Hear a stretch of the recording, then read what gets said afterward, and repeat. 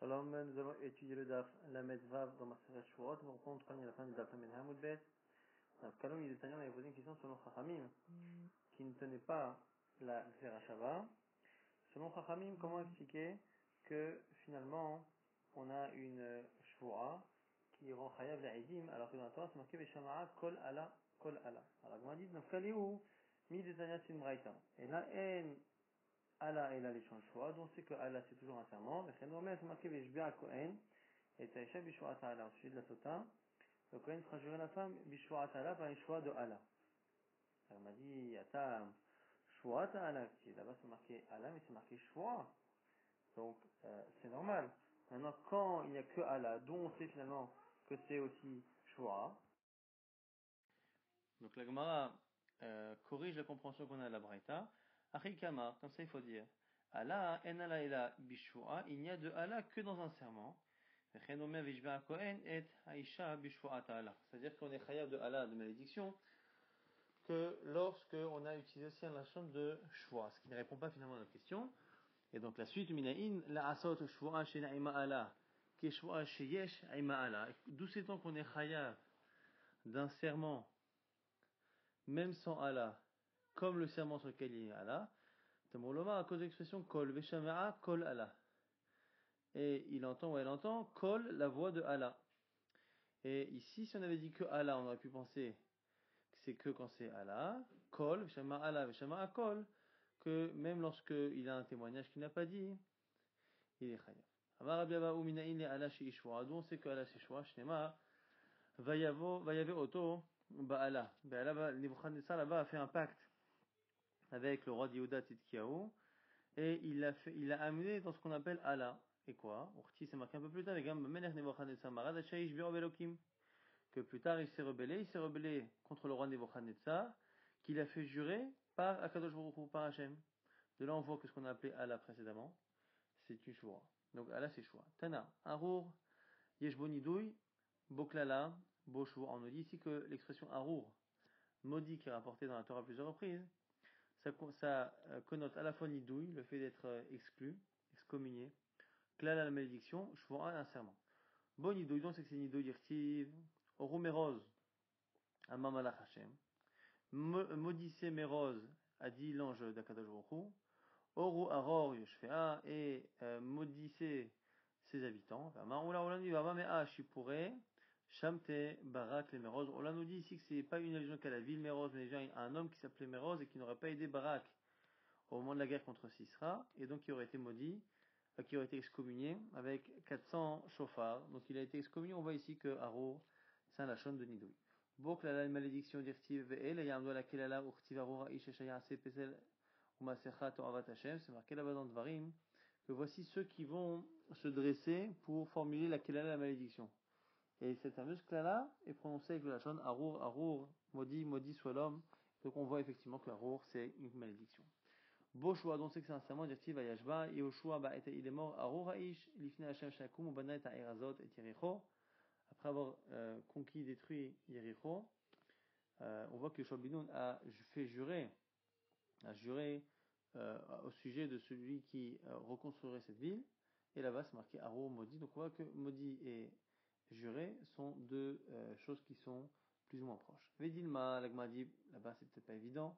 Tartar valeo ashbeinu velaitino, qui nous dit que là-bas il n'y a pas eu deux choses, un serment et en même temps une malédiction. L'agma propose autre chose de la mer Chavish Israël nigash bayamaou vayoel shaul et ta'am lemor arora ish ashayochal lechem vechule.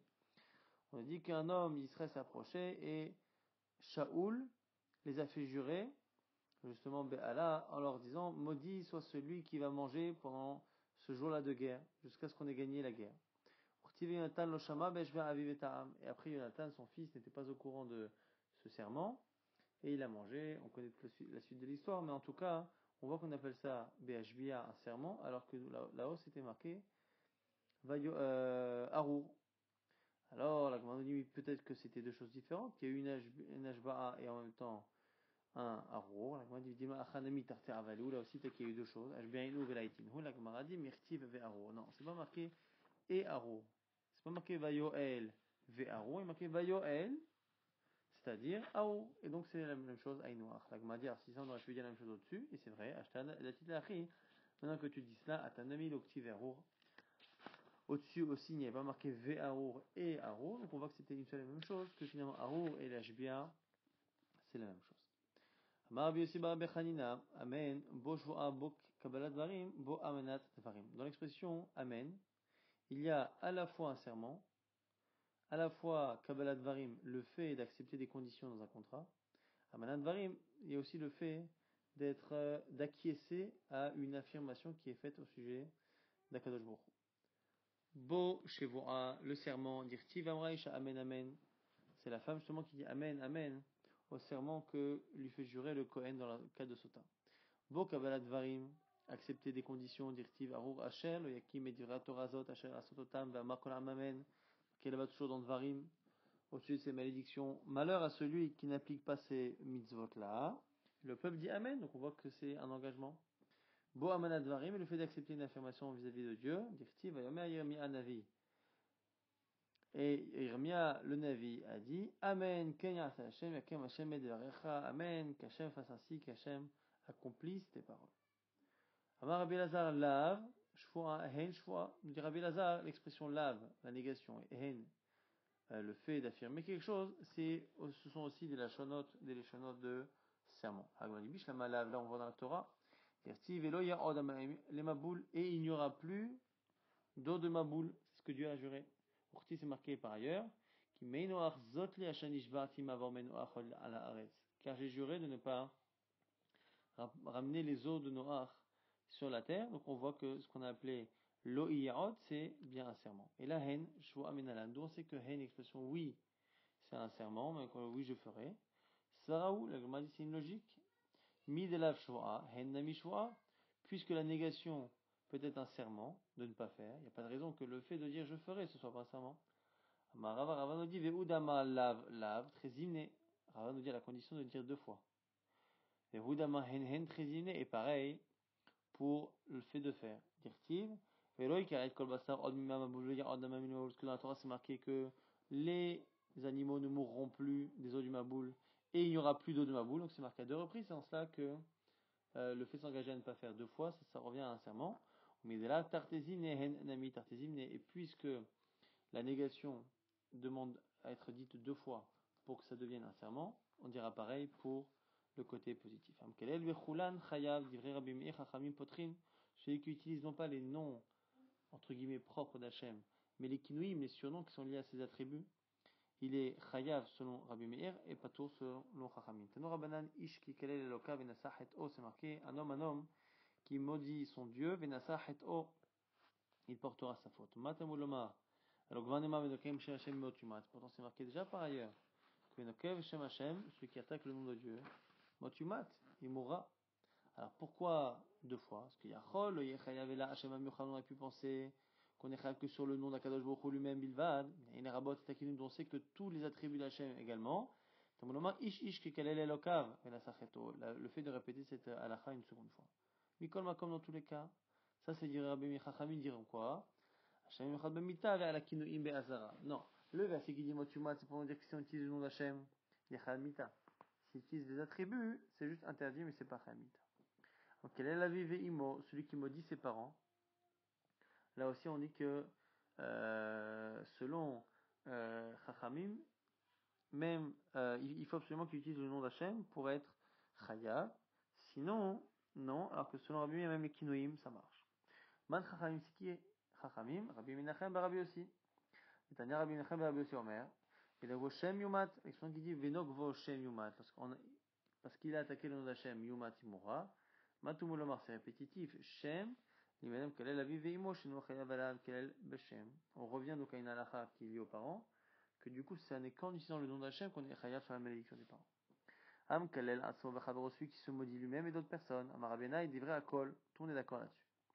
Alors, d'où on sait qu'un homme qui se maudit est chayav? C'est marqué, fais attention à toi, garde-toi de faire attention. Comme je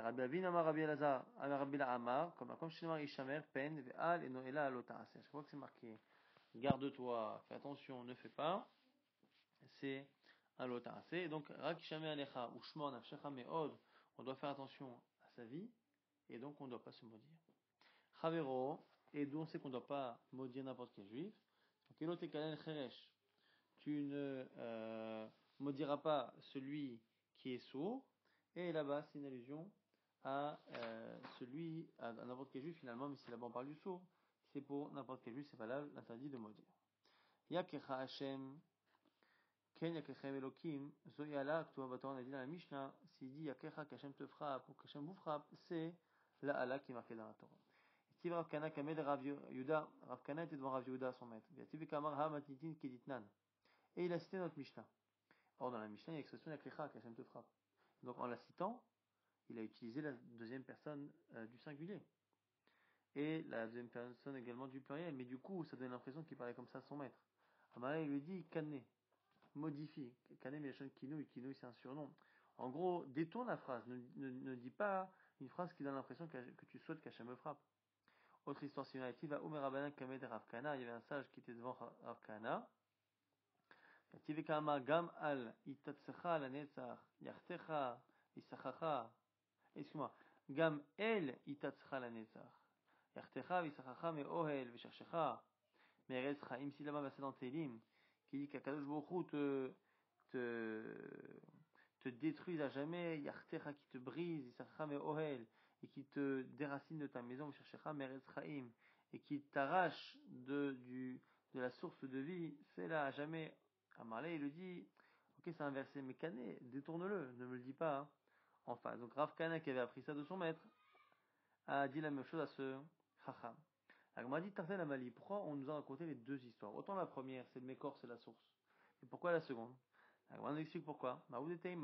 Qu'aurais-tu pu penser à Nemini Matnitin, que qu'on doit détourner le texte, c'est quand c'est une Mishnah, écrite par les hommes, Aval Vikrae, mais des versets de la Torah ou du Tanakh, Ema lomechaninan, j'aurais pu penser que peut-être que je ne le modifie pas. Kamashmana, de là on voit que oui. Al yakecha vivarecheka. Veitivlach Rabbi Mechayev et Haramim Potrin. Celui qui dit qu'Hachem ne te frappe pas si tu témoignes pour moi. Qui te bénisse ainsi de suite. Alors selon Rabbi Meir il est Chayav, selon Haramim il est Pato. Donc selon Rabbi Meir on voit qu'en disant qu'Hachem ne te frappe pas si tu me témoignes, ça veut dire qu'Hachem te frappe. Si tu pardonnes, si tu témoignes.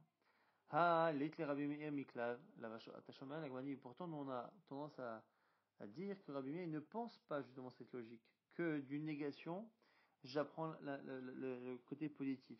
En disant, si tu fais ça, tu n'auras pas ça, on ne déduit pas que si je le fais pas, je l'aurai. Alors, Agma dit, pourquoi inverser peut-être Rabbi Meir et Chachamim dans la Mishnah? Agma dit, Kata Rabbi Yitzhak, le problème c'est que Rabbi Yitzhak est venu Tanak et Ditnan. Et il a enseigné la Mishnah avec notre version d'origine. Donc sans inversion. Amaravio, ça veut dire, Ashtad et Nan Achi. Déjà que nous, on enseignait ainsi. Et Kata Rabbi Yitzhak, Taneachi, Rabbi Yitzhak, en venant, nous a confirmé cette version. Shma Amina, Dafkatnan. On a l'impression quand même que cette Mishnah ne doit pas être modifiée. Et à la cachée, on a un problème. Qui l'itle b'mamona, aval ve'isura itle. La Gemara propose de dire que peut-être, que quand est-ce que Rabbi Meir ne pense pas, Miklal lav shomain, c'est dans tout ce qui est argent. Mais dans tout ce qui est issour, il serait d'accord. Et chez nous, shvura c'est issour. La Gemara dit, mais c'est pas vrai. Il y a un cas de sota aussi où on ne tient pas. Arrêt sota d'isurahu, c'est un issour. Donc selon toi, il devrait être d'accord que Miklal lav tashomain. Marabi tanchum bachachinai, hinaki, c'est marqué là-bas, hinaki. Si tu n'as rien fait, on dit à la femme sota hinaki que tu sois rendu, que tu sois blanchi de ces accusations. Mais hinaki, on fait une racha en disant que le he peut se transformer en chet. Donc hinaki, hinaki. Et sinon, en gros, hinaki, que tu t'étrangles. Alors, on voit bien qu'on a dit les deux. Tamadikti hinaki. Et on voit que s'il n'y avait pas eu ce jeu de mots-là, halavachi, miklala vatashomea hen.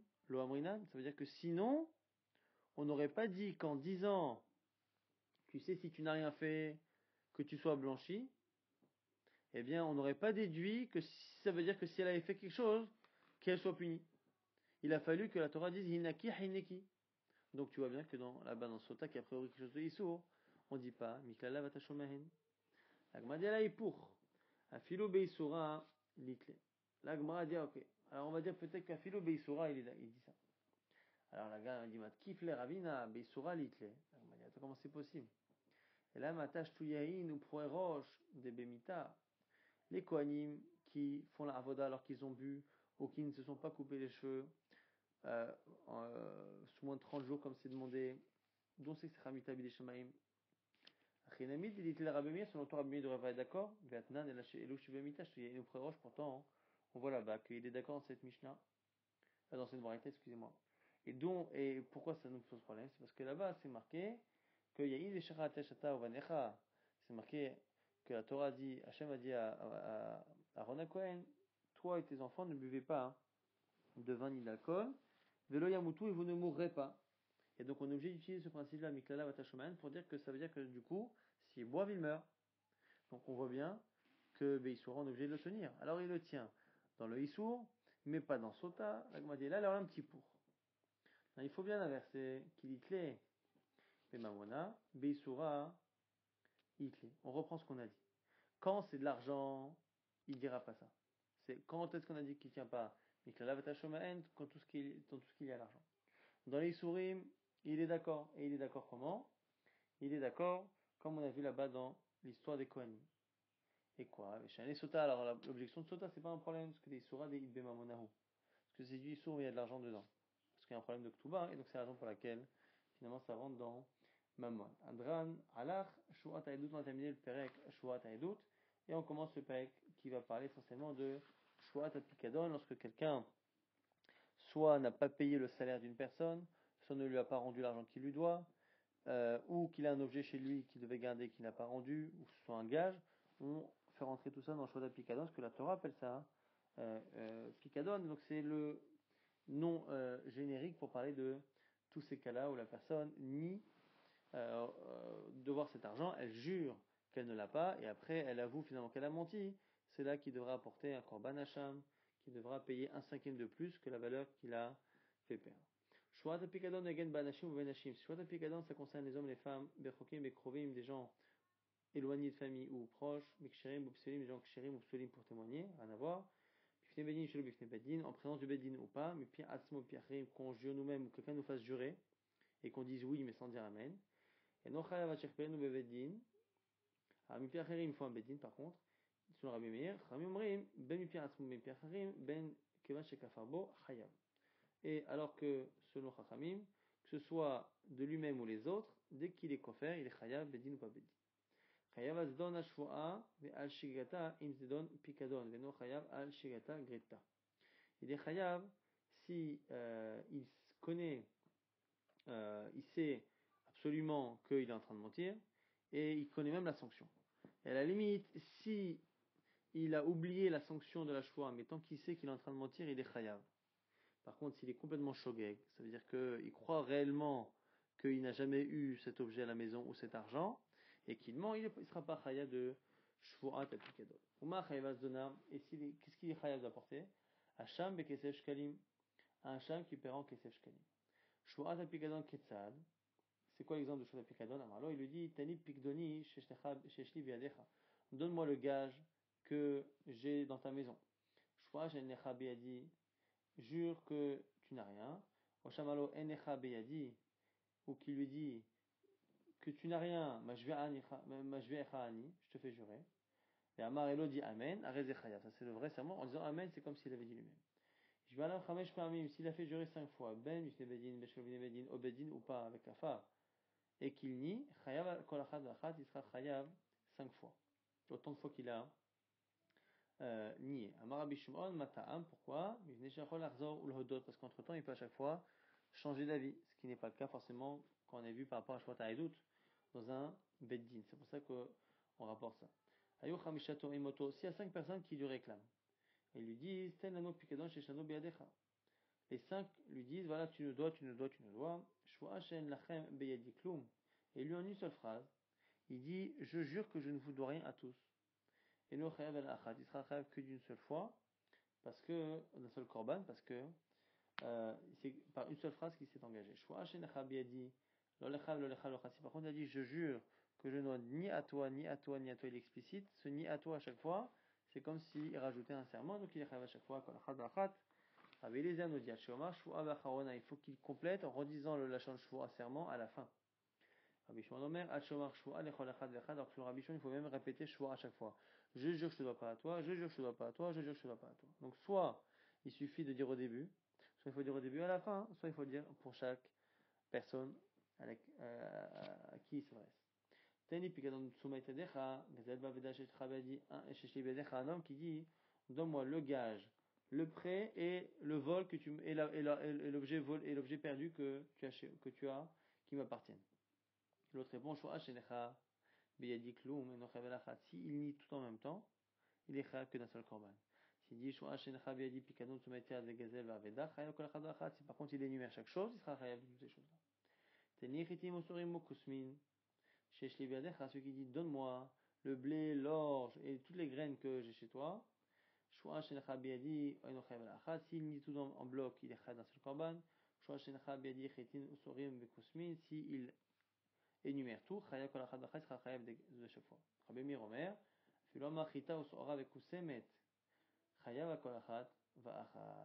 selon lui, même si la personne a dit au singulier, donne-moi le blé, donne-moi l'orge, ainsi de suite, comme c'est l'habitude, il est chayav à chaque fois. Anasta, au petit, et biti, celui qui demande, accuse quelqu'un d'avoir violenté sa fille et qui doit donc lui apporter un knas. Anasta, au petit, biti, tu as violé et tu as aussi séduit une relation avec ma fille. Et Omer l'autre dit, lo anasti velo petiti. Mashbecha ani ve'amaramen, l'autre nie, l'autre le fait jurer et il dit amen. Chayav, son chami il est chayav. Rabbi Shimon il n'est pas terre, pourquoi? Shelom meshalem knas. Alpi asmo. Pourquoi? Parce que dans tous les cas, s'il avait avoué, on a un principe que modé beknas pato, celui qui avoue devoir une amende est dispensé de l'amende. Quand c'est un dommage qui correspond à ce qu'il a fait, un dommage on doit le payer quoi qu'il arrive. Mais un knas, c'est une amende forfaitaire qui ne correspond pas forcément à la réparation de quelque chose, que la réparation est faite par ailleurs. Ça a boché toufgam, il y a des dommages qui sont estimés.